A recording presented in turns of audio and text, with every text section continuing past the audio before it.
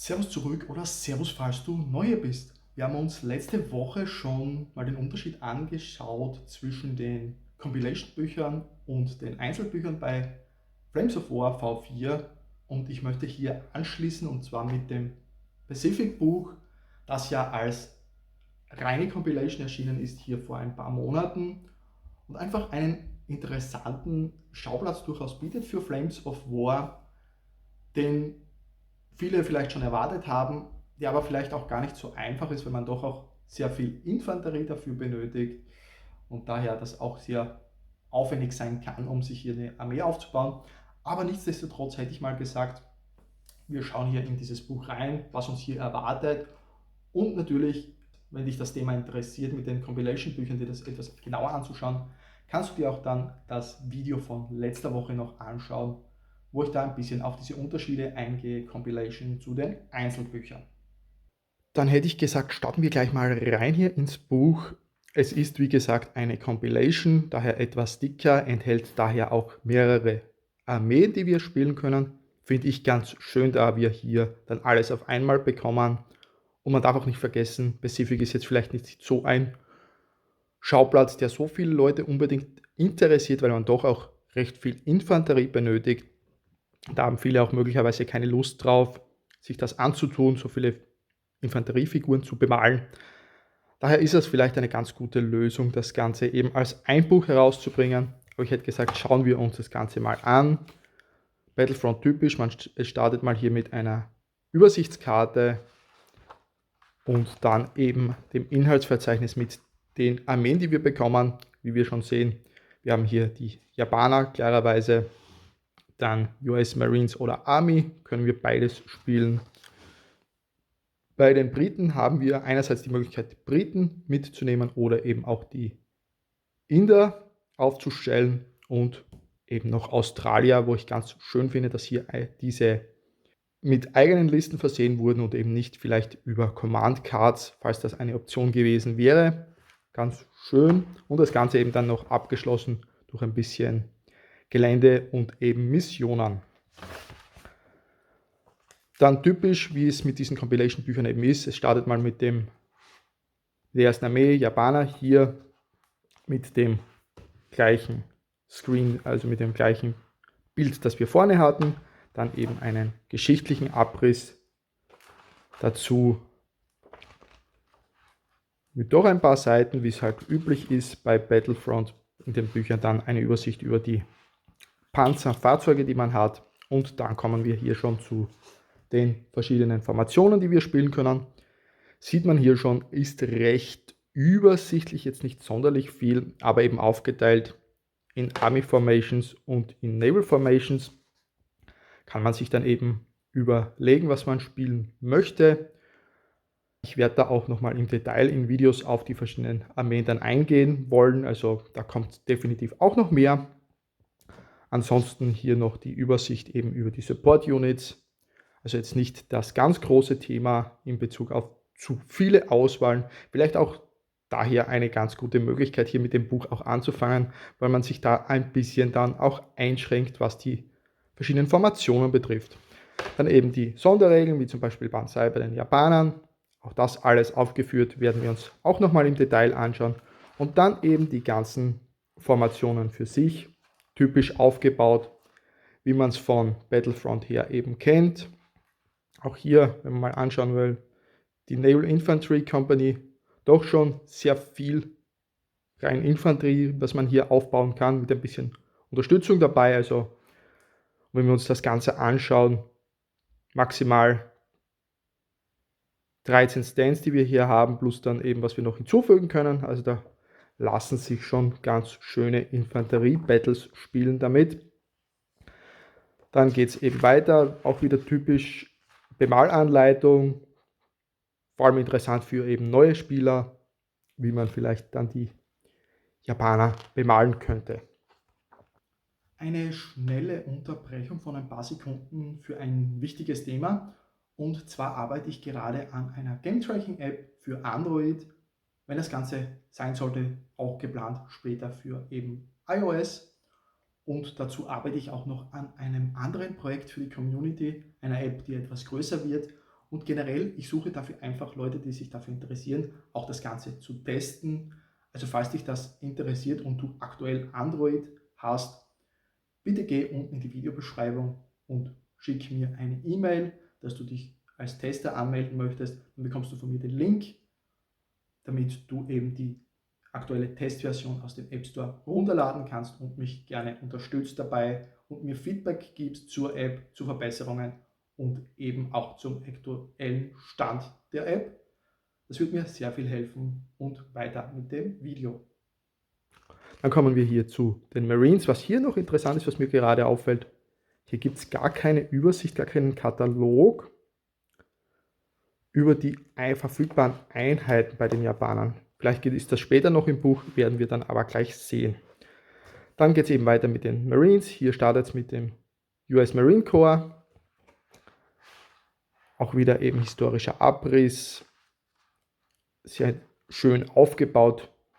Wieder die Tankübersicht und Fahrzeugübersicht. Auch hier interessanterweise keine Übersicht zur Infanterie dabei.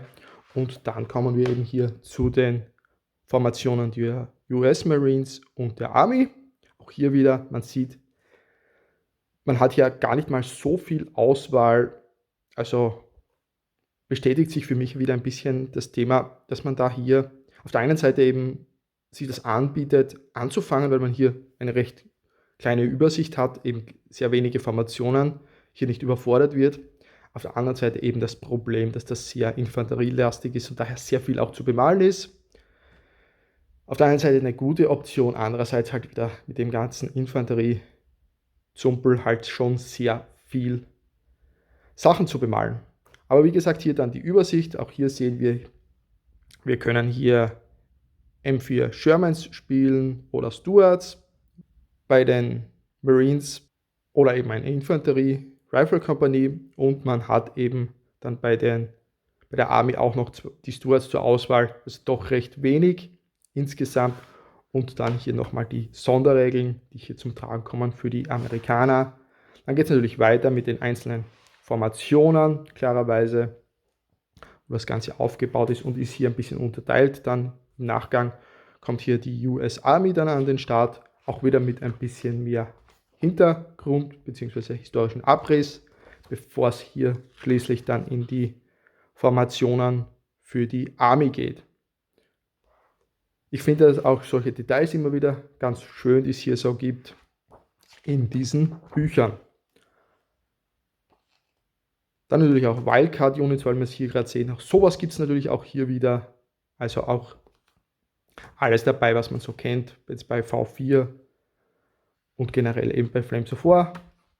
Bemalanleitung auch hier interessant mit diversen Camo-Schemata, sodass man auch ein bisschen Auswahl hat, was man hier bemalen möchte und auch nicht auf eins beschränkt ist, wobei natürlich, wenn man sich da ein bisschen besser damit beschäftigt und auskennt, gibt es sicher noch andere Bemalanleitungen bzw. Farbschemata, die man verwenden kann. Dann als drittes in der Compilation haben wir hier die Briten und die Inder kombiniert. Auch hier wieder typischer Aufbau, historischer Abriss, die Einheiten, also die Fahrzeuge und auch hier wieder tatsächlich am wenigsten Formationen bisher. Wir haben hier nur 2 Infanterie und 2 Armored Formations und wie man hier auch sieht, nur eine davon ist eine Indian Rifle Company. Also man hat hier ein bisschen was an Auswahl, sehr viel wieder an Unterstützung mit dabei, was man spielen kann. War an und für sich nur eine sehr kleine Auswahl. Da finde ich es auch wieder ganz gut, dass das alles in einem Buch hier erschienen ist und nicht getrennt in Einzelbüchern, weil das ist doch sehr, sehr wenig, meiner Meinung nach. Dann eben auch hier Sonderregeln, wie man hier sieht, auch sehr, sehr wenige Sonderregeln, nur im Vergleich zu den beiden anderen Armeen, die wir hier schon gesehen haben.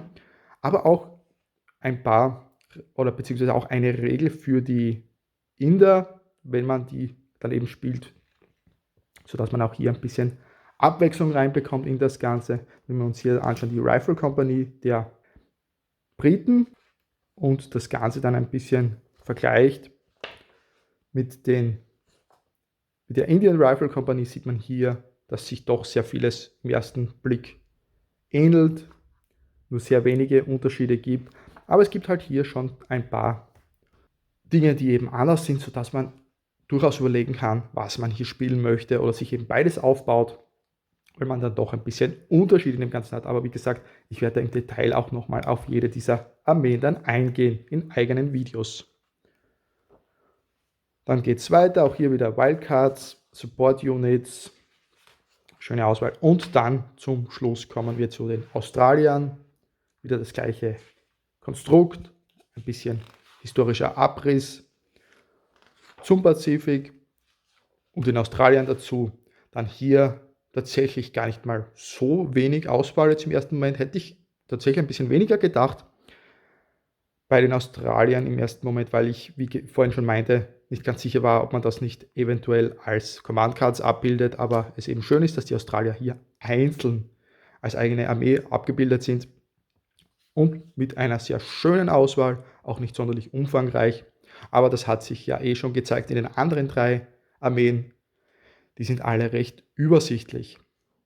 Aber auch das hier eben dann dementsprechend eine Möglichkeit zu spielen, hier auch wieder mit eigenen Regeln bzw. den Regeln zu den Australiern, soweit diese dann eben für diese alleinstehend sind. Da werde ich mich auch noch einlesen bzw. mir das Ganze ansehen, weil ich hätte da schon ein bisschen Interesse, mir vielleicht hier sogar Australien irgendwann aufzubauen.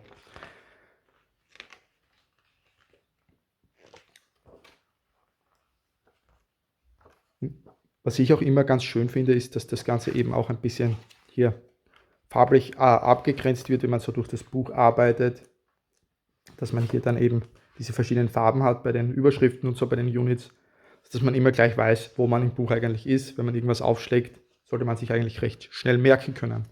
Dann hier auch wieder ein Painting Guide, der ein bisschen jetzt anders aufgebaut ist, hier mit Painting bzw. Pacing für Infanterie. Und dann gibt es eben noch ein bisschen eine Übersicht, wie man eben das Gelände aufbauen kann für den Pazifik bzw. für eben Asien generell, wenn man hier vielleicht auch Nama oder was spielt. Gibt es auch hier vielleicht Ideen, die man sich hier holen kann.